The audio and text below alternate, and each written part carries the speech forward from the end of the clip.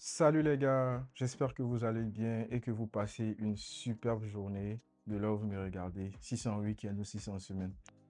Aujourd'hui, nous allons parler d'un outil assez impressionnant qui m'a beaucoup trigué. Cet outil-là s'appelle Shannon. En gros, Shannon, imaginez un peu dans votre organisation, vous avez un pen tester automatique autonome qui fait des pen testing sur votre application et essaie de la casser. En gros, c'est ce que Shannon fait.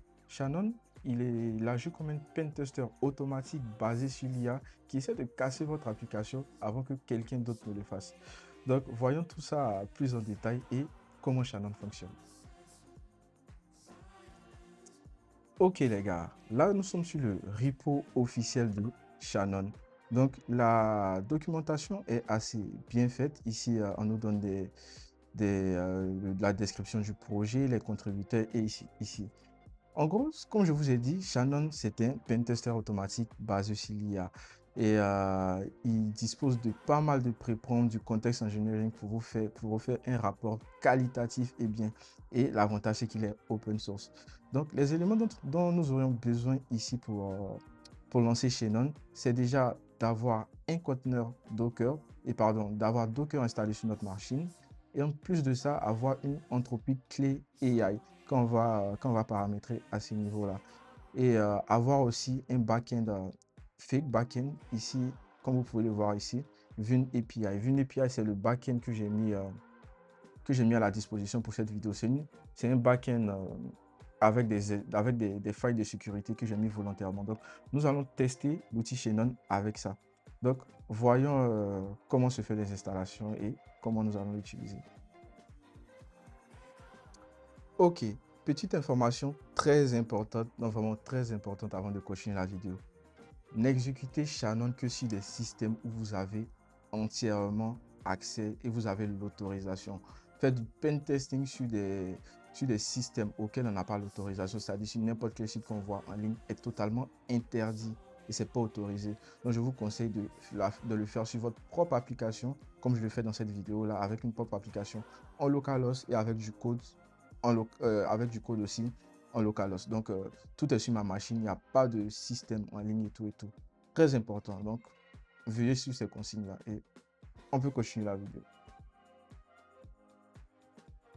Ok les gars, donc comme prérequis, on a tout. Là, ici, je suis sur la console de Claude et j'ai ma clé ici que j'ai acheté, une clé de 5 dollars que pour les besoins de la vidéo. Donc, en plus de ça, j'ai installé Docker sur ma machine, j'ai le Git installé et on a le projet Vune API. Donc, passons maintenant à l'installation et à la manipulation de Shannon. Ok les gars, donc pour commencer, nous allons copier ici le lien du repo Shannon et nous allons faire un git clone et coller ici le lien du repo Shannon. Moi, je l'ai déjà fait, donc il est déjà dans mon dossier ici tutoriel. Là, si je fais un ls, je vois ici que j'ai le dossier Shannon qui est là. Donc, ce que je vais faire après, c'est faire un cd Shannon et je rentre dans le dossier Shannon qui est là. À l'intérieur du dossier Shannon, je vais suivre maintenant toutes les configurations que je dois faire en fonction de ce que la documentation nous dit. Ok, là, nous allons continuer à suivre les instructions dans notre Quick Start. Nous avons déjà fait la première partie ici qui est de cloner le projet de fin CD Shannon. Nous allons aller maintenant à la configuration des variables d'environnement. Donc, dans un premier temps, je vais copier cette commande ici, qui est le Entropy Key API, et la mettre dans notre variable d'environnement. Donc, je vais le mettre ici, exploit tag. Donc, je l'ai configuré en tant que variable d'environnement avec ma clé Cloud qui est là. Et ici, je configure le Cloud Max Output Token. Et c'est bon. Shannon est prêt à être utilisé. On va aussi faire la même chose au niveau de notre variable d'environnement .env à ce niveau-là. Donc, si je viens ici et que je viens dans le .env, je mets la clé de Shannon, d'entreprise key à ce niveau-là. Et maintenant, je peux lancer la commande de Shannon ici. Ok les gars, un autre petit point avant de continuer la vidéo, c'est que comme vous le voyez ici, au niveau de la commande de Shannon, ici, elle prend en paramètre l'URL, qui est l'URL de notre application. Ici, en l'occurrence, ça sera notre localhost 3000 de notre application, de notre API, on l'a fait tourner sur le port 3000. Et ici, c'est le lien vers notre repo.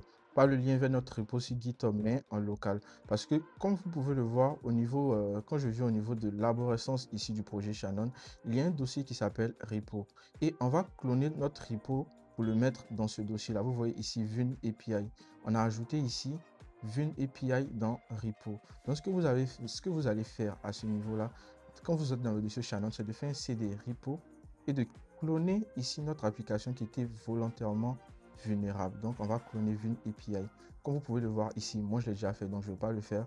Donc, c'est ça au fait qui va indiquer à Shannon d'analyser le code source de notre application et en même temps analyser au fait la partie, grâce à son navigateur intégré, analyser la partie web et faire des pen testing aussi sur les niveaux pour nous fournir un rapport avec plus de précision.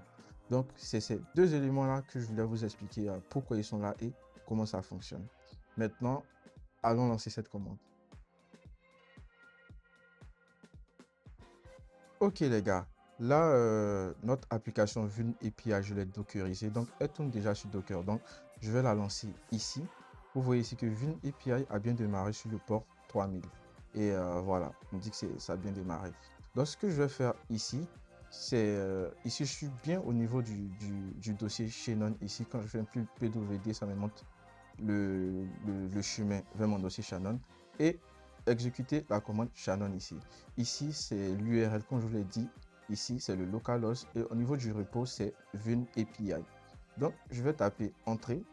Là, ce qu'il va faire, c'est qu'il va démarrer le container. Il va pour l'image, elle existe déjà chez moi.